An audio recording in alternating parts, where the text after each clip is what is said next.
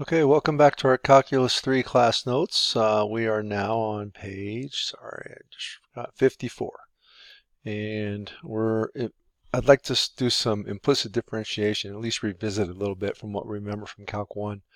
So we can take some of the algebra out of implicit differentiation by knowing the chain rule as follows. So suppose that capital F of xy is differentiable. And if I have f of xy equals 0, defining y implicitly as a function of x, then we have the following. So remember, this capital F of xy is equaling 0, so I'm defining y implicitly as a function of x. So really I just have y equals little f of x. But if I look at it this way, then I want to see how I can get from W, which is f. Okay, so f is your, I'm calling it W in this branch diagram. I want to get from f to x. So I can go directly to x, or I have to go through y and then to x. So the partial of w with respect to x plus the partial of w with respect to y times dy dx will give the derivative of w with respect to x. That's the derivative of f with respect to x. But the derivative of f with respect to x on this side would equal the derivative of 0 with respect to x. So that's 0. So this guy equals 0. So that means that partial of f with respect to x plus partial of f with respect to y times dy dx has to equal 0.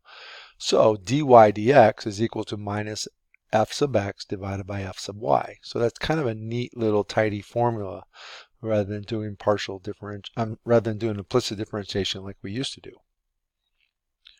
And then similarly, suppose we have f of x, y, z differentiable and f of x, y, z equals 0. And let's say that defines z implicitly as a function of x and y.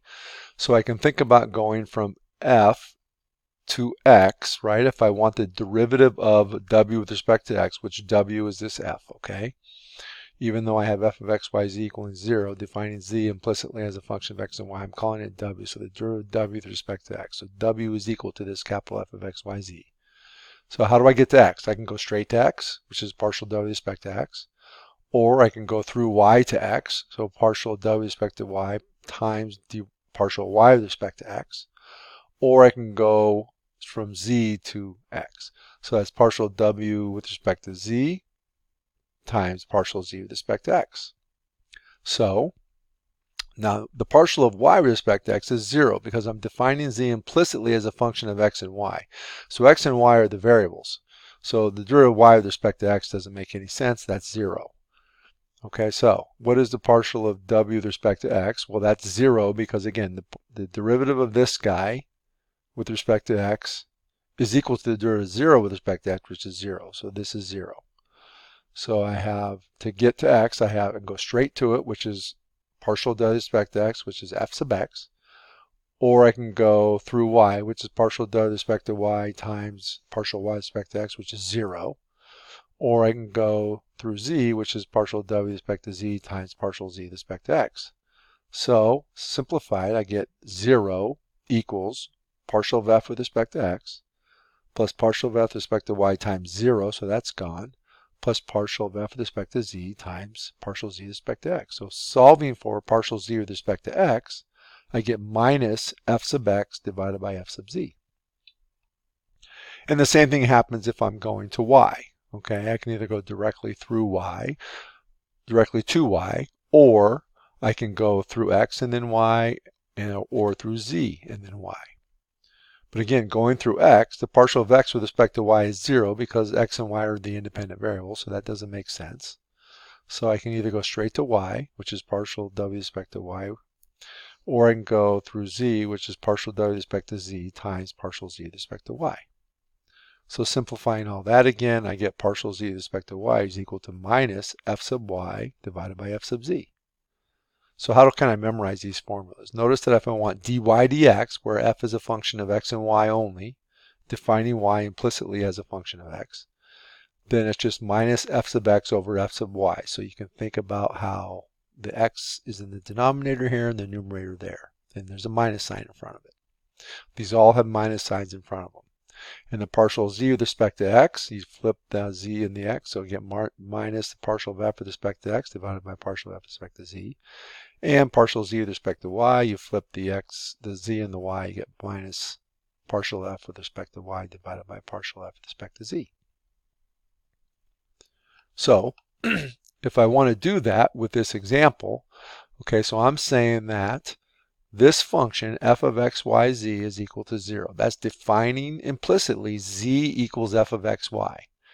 Okay, now what I can do is just kind of set this up piece by piece. So I'm looking at f of x, y, and z. And I'm going to take its partial with respect to x, its partial with respect to y, and its partial with respect to z.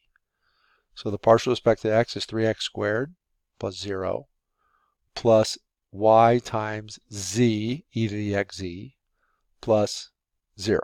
Okay, so that's what's remaining. Now partial of f with respect to y, I get 0 plus 0 plus e to the xz, and then minus z sine of y. And partial of f with respect to z, I get 0, 2z.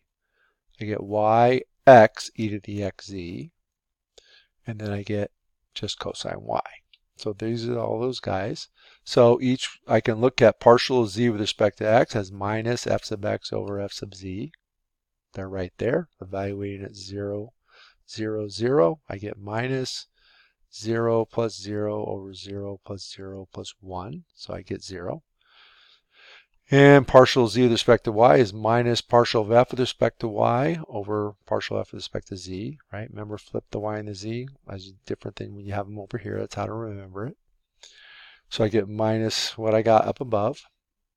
And then partial z with respect to y at 0, 0, 0, I get minus 1, minus 0, over 0 plus 0 plus 1. So I get minus 1 over 1, which is minus 1.